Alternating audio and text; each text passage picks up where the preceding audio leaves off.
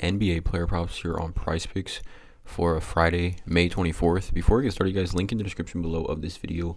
Hop into our premium Discord, $9.30 per month, 31 cents per day is what it comes down to. It's where I post all the plays I'm making on PrizePicks, research, analysis, all that. Link in the description below for that.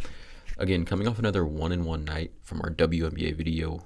Again, I think people need to understand foul trouble in the WNBA is crazy. Alana Smith had like 27, 28 fantasy in 23 minutes. She had been averaging like 36 minutes a game. So she fouls out in the fourth quarter. The game went to overtime. Just kind of got to live with those. But Ariel Atkins did come through. So another 1-in-1 night WNBA. NBA video though here. 2 player props that I do like from this game 2, Minnesota Dallas, 5.5 point spread. Not much to really talk about in regards to this one, but Dallas came out firing in game 1. I'm expecting very, very much so Minnesota to make adjustments here. So, let's not waste any time. Let's just get right into it. First play I'm looking at is going to be Anthony Edwards over 47.5 fantasy. As soon as game 1 ended, I told myself that I'm going to take Anthony Edwards' fantasy score in game 2. He shot the ball just extremely poor in game 1 and kind of just been shooting the ball poorly over the last couple of games. So we look at his fantasy score game log this season in the playoffs. Let's just filter this to in playoffs. This is StatMuse, by the way. People are gonna ask, but in the playoffs, he's over this line in 5 games of 1, 2, 3, 4, 5, 6, 7. So 5 out of 12 games he's over this line, right? And then obviously there's games that he wasn't really needed as much in the second half, blowouts, etc. But for Anthony Edwards in this matchup for Dallas, in that game 1, he finished with 47.2 fantasy, played 41 minutes, only scored 19 points, right? 19, 11, 8, and 2, 3 turnovers. He shot 6 for 16 from the field, which again, one of those lowest field goal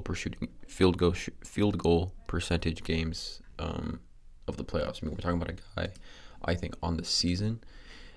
Anthony Edwards, I think he probably shot close to, let's see actually what he shot on the year. He shot 46% on the year, and he's coming off a game where he shot 37% from the field. If he can shoot just even north of 40, this line is just a little bit too low here in my opinion.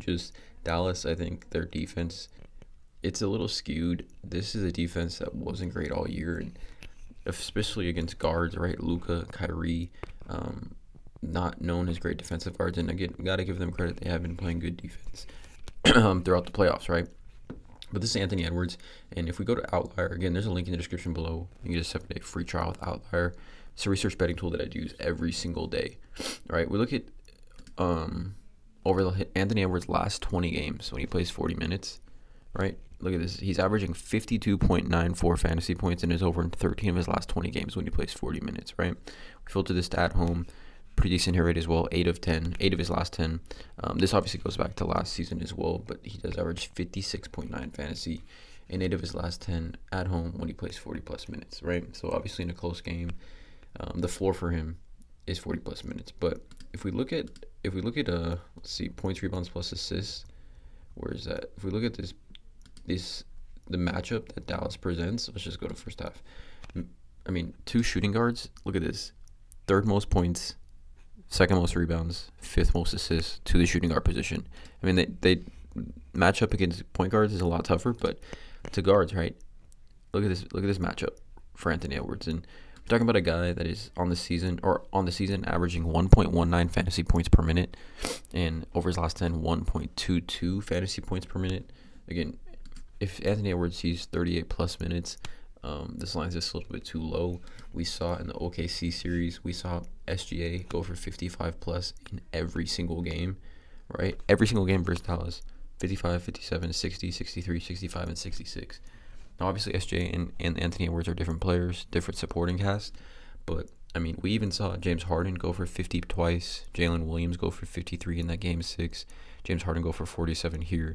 So essentially, we've seen 1, 2, 3, 4, 5, 6, 7, 8, 9, 10 different games where the opposing guard, lead guard, high usage guard, had 47 plus fantasy against Dallas. So this idea that Dallas is an elite defense all of a sudden, to me, a little bit flawed.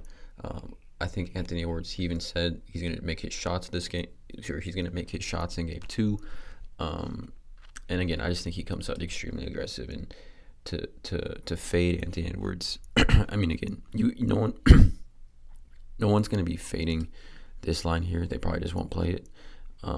But I think it's too low, and I just think given the usage he's going to see in this one, in pretty much a must-win for Minnesota, I like this play a lot. Anthony Edwards over 47.5 fantasy score.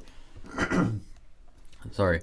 And then the second play I'm looking at is going to be a rebounds plus assists. It's going to be Kyrie over 8.5. And this goes back to what I'm saying about Minnesota making adjustments, right? We go to this, right, 5.5 point spread, and Kyrie was going crazy in the first half, and then in the second half, I think he had like 6-7 points, 4 points maybe, but the hit rate this season is just too good to ignore. This season when Kyrie plays 37 minutes, he's over in 22 of 29 games. 22 of 29 when he plays 37 plus minutes, right? We go to his head-to-head, right? And earlier this season, or his last 3 games early against Minnesota, earlier this year, he had 13 RA, right? And then in game 1, he had 9 RA, but in that game, he only had 5 potential assists, but he did have 10 potential rebounds. But 5 potential assists, I think we see some regression, positive regression in that. I think we see an uptick in that. I definitely think they got to stop Kyrie from really getting going offensively. So that is where I think the adjustment comes in, and we see an uptick in Kyrie's potential assists. Obviously, the rebound chances are there because he's not guarding a super high usage player. He was guarding McDaniels a lot, Mike Conley a lot. So again, if you're not guarding Towns and Edwards, it does put Kyrie in opportunities to grab rebounds because he's, on the weak side. He's guarding a lower usage player on defense, which gives him great opportunities for rebounds. And again, I just can't shy away from this hit rate, you guys. Right, 22 of 29 this season, 37 plus minutes. Say he plays 40, which is what he's been playing all playoffs long. We're talking about 13 of 14 games. He's hit the over on this line, and I mean, even in the playoffs, right? We've seen guards 1, 2, 3, 4, 5, 6, 7, 8, 9 different guards, including Kyrie and Luka, have over 8.5 RA. Line is just too low for Kyrie in the minutes he's going to see with the usage, and then that upside for his rebounds. I think if we look at his rebounds line, let's actually see what his rebounds is, right? So let's just give him a floor of like 3 or 4 assists. I mean, he's juiced over minus 130, minus 175 on Caesars to get at least 4 rebounds here. And if we go to his PrizePicks lines, right, 8.5 RA rebounds is at 4, so he would need 5 to hit the over on this. And then assists is at 4.5, right? So he would need 5 to hit the over on this. So combined his assists plus rebounds, that's at 10 to hit the over. All we need is 9 at his RA line. So I like this play a lot. 2 plays for the YouTube video. Links in the description. Drop a like, hit that subscribe button. And as always, let's cash.